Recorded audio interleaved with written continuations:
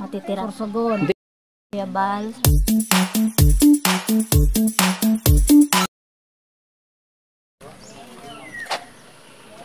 Good morning mga kalingap. Naninigas ko. Naninigas yung kamay ninyo, buong katawan ninyo naninigas. Ngayon po, parang ginaganon, sinasakal ako. oh, ito po, ipapaliwanag ko sa inyo. Kasi kung minsan yung mga ganyan sakit po, paninigas ng nervous system. Alam niyo bang nervous system? Ulitin. Paninigas po yan. Kung minsan po, ang dahilan po kasi niyan pagtaas ng acid. Saan ba nagsisimula yung pagtaas ng acid? Sa mga kinakain po natin yan. High blood ka man o may diabetic ka, ang pinagmulan po niyan sa mga pagkain ng kemikal, na may mga kemikal. Bitsin, ginisa mix, magic sarap, tuyo, patis, suka, mantika, chichirya, soft drinks, alak. Lahat ng mga nabibili natin sa department store, may mga chemical po yan. Yan po ang dahilan kung minsan na tumitigas ang litid natin. Kung tumagal na po. Ngayon, ang gagawin nyo po dyan sa umaga, kung meron kayong malunggay, magkatas kayo ng malunggay, kalating baso. Pagkatapos nyo po paligo, uminom kayo, kalating baso. Araw-araw po yon. Araw-araw po yon. Tapos, sa umaga po ang kakainin ninyo, kamote, saging na saba. Hindi pag mataas diba pag mataas daw kasi ang cholesterol, yung may diabetes ka, bawal daw yan. Ito po, ipapaliwanag ko sa inyo. Pagka may diabetes po kayo, mataas ang acid niyan. Ano ang dahilan ng pagtaas ng acid? Sa chemical po na pumasok sa katawan ninyo. Ganito naman po, ang saging kamote, hindi po yung chemical. Nakakatulong nga po din yun yan sa mga tumataas ang acid. Nakakatulong po yan kasi nagtatanggal din ng pagtaas ng acid yan, ang kamote sa saging na saba. Kasi kung pag-aaralan, kahit pag-aaralan po natin yan ang kamote sa saging na saba po, berde ang balat pa, berde pa ang balat, ilalaga po natin yan. Nagtatanggal po ng tapang. Nagtatanggal po ng tapang ng acid yan. Ano ba yung pinagmulan ng pagtaas ng acid? Chemical po, mga chemical. Mas yun ang saging? Hindi nga, yung saba lang. Saba po. Saba po talaga. Kasi ang saba po, malakas ang potassium yan. Wala pong delikado dyan. Green po. Berde pa yung balat. Kasi po, ang solusyon po talaga ngayon sa panahon ngayon, kasi laganap na yung chemical sa katawan natin nga, yung dahilan ng mga pagtigas ng katawan natin, dahil sa gawa ng chemical yan. Ngayon, bumalik tayo sa unang panahon. Saan ba nakatira si Eva at Adan? Doon sa halaman ng Eden. Doon sa halaman ng Eden, may chemical ba doon? Puro halaman yun mga tanim yun Yun ang kinakain nila. Ano pang sabi ng Panginoon Diyos? Gamot, pagkain na gamot pa. Ibig sabihin, gamot din yan. Yung kamote, sa saging na saba, gamot yan. Saka yung pagkain ng gulay, sa tanghali, ang ilagay mo bawang sibuyas lang sa kaasin, yun po ang makakalunas. Walang tuyo, ulang ano. Hindi kasi nga, yun ang pinagmumulan ng ng pagtaas ng acid.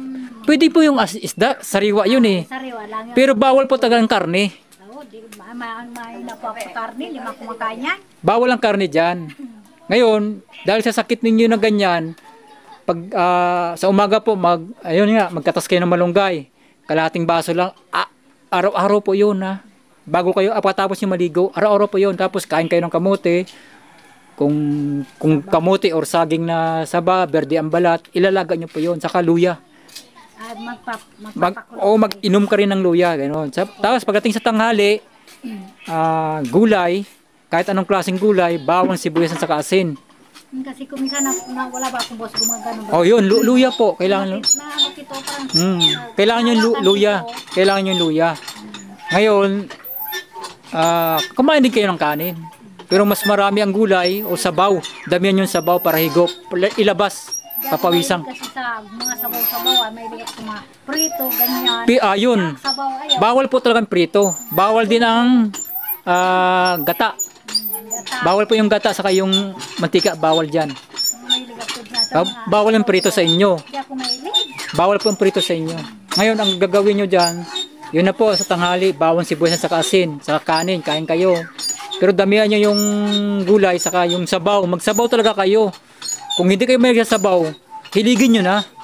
Kasi yun ang tutulong sa katawan nyo. Tapos sa gabi, hapunan, kamote or saging lang na saba or yung salabat. Ngayon, sir, ang kamuti sa mas mahal pa sa bigas. O di, Alam mo, saging na lang. 200, isang lata, 500. Saging. Oh, ayun, saging, mura. Ayun, saging na lang. Saging ngayon, mura talaga. Saging. Saging na lang kainin ninyo. Ngayon sa ano po, sa gabi, kasi naninigas yung ano nyo, magbabad kayo ng mainit na tubig. Yung bagong kulo. Yung bagong kulo, lagay nyo sa palanggana. Pero pagdating doon, huwag nyo munang isawsaw. Pag sinawsaw nyo kasi yun, masusunog yung balat noon. Parang hang lang muna. Ayun, kaya ba? Dapat, Ano lang muna, ihanghang. Palisingawan mo kayo siya. ganon. Di ba, bagong kulo yun eh. Ilagay mo sa palanggana. Kailangan mo kasing init doon. Ano mo lang muna, ihang mo lang muna. Huwag mo na idikit sa tubig kasi mapapasok yan. Ngayon, pag sumisingaw-singaw na, ano mo na, testing, kung kaya na, hanggang sa makayana mo na. Ganun lang paraan dyan. Kasi makikita mo na yan na hindi na makapasok. O yun. Parang ganyan. Siyempre, mainit pa yan. Parang nangungurot pa yung init niyan. Oh, hanggang... Oh. Konti-konti lang. Kasi ang kailangan po kasi natin doon yung tubig na mainit. Yun yung init. Yung init na gamit. Kasi yung ugat ninyo na mamaga yan o naninigas yung litid ninyo. Kaya pala, Yun. naninigas yung ganun. Oo. Yung sa kamay naman, iba naman yung sa kamay. Ibang init naman yun. Muna mo dita. Yun po. Kay paliwanagan. Yun po yung gagawin ninyo. Gibon mo man ako yan. Sa bago ka matulog. Bago kayo matulog. Yun ang gagawin niyo bago kayo matulog. Tapos pagkatapos nyo yung babad, huwag kayong magpahangin bago na magpahangin. Oo, kasi pag nagpahangin po kayo, delikado, baka manigas to. Oo. Papasukin mo. Oo, baka manigas to. Matataw ako sa hangin. Mainit kasi. Iwasan nyo po yung hangin talaga. Hayaan mong mainit, napapawisan kayo. Para Kasi hamak mo, yung pawis mo hindi na nakakalabas. Dapat malabas yun.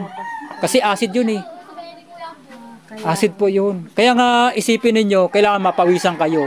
Mailabas yun. Kasi kapag hindi nakalabas yung pawis ninyo, ando doon yung sa loob ng katawan ninyo. Yun ang magti-trigger yan. parang yung naninigas kaya tayo. Oo. Parang hangin. Minsan, Hindi, ano yan?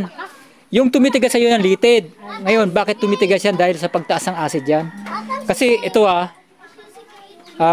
minsan, kapag walang laman ng sikmura mo, nagpapataas din ng acid yan. Tapos, hindi ako nag-almusal ng umaga. ayun, yun, tumaas ang acid mo na yun. Kasi pag gusto mo nag-almusal ako, nasusuka ako sir. Pag nagsusuka ka, ibig sabihin, yung liver nyo, mataas ang acid. Kaya nga, kailangan yung katas na malunggay dyan. Katas na malunggay. Kahit konti lang matunggay baga. Kalating baso. Ubusin nyo din yung kalating baso. Pag uminom kayo, diri-diretso po, lunok ng lunok. Kasi pag tinigil nyo po yan, maglalak yan para hindi nyo na maubos yan. Kailangan pagkainom nyo, kailangan lunok ng lunok, pasok ng pasok yun. Saglit naman yun eh. Kasi ang lasa kasi nun, halos hindi mo matake, kung anong klaseng lasa nun. Pero malaking bagay po yun sa katawan natin. Kasi nagbibigay yun ng protein. Kasi 100% protein po yun eh. Ayun po, tandaan nyo po yun, huwag nyong kalimutan. Yan po. Araw-araw po yun, gawin niyo. Araw-araw yun. Minsan kasi wala malunggay namin doon, kakaunti. Pwede rin kahit kaunti-kaunti. Pero pwede kayo magtanim. Yan, oo, Magtanim po kayo. talaga kami. Magtanim kayo kasi ang malunggay mahalaga po yan. Ayan. Lalo-lalo dito sa sinisikmura kayo, katas na malunggay talaga, effective yan. Maganda po yan. Oo, katas na malunggay, effective yan. Sige po. Thank you sir. Ayan po, natapos na po natin ang interview. Natapos na po natin ang interview sa mga may sakit. Maraming salamat po kay Kuya Bal Santos Matubang, kay Ate Edna, kay Kalinga Prab, kay Ate Jack, at sa mga viewers po na patuloy na sumusuporta, at yung mga sponsor po na walang tigil po sa pagtulong sa Kalinga. Maraming salamat po. Bye-bye.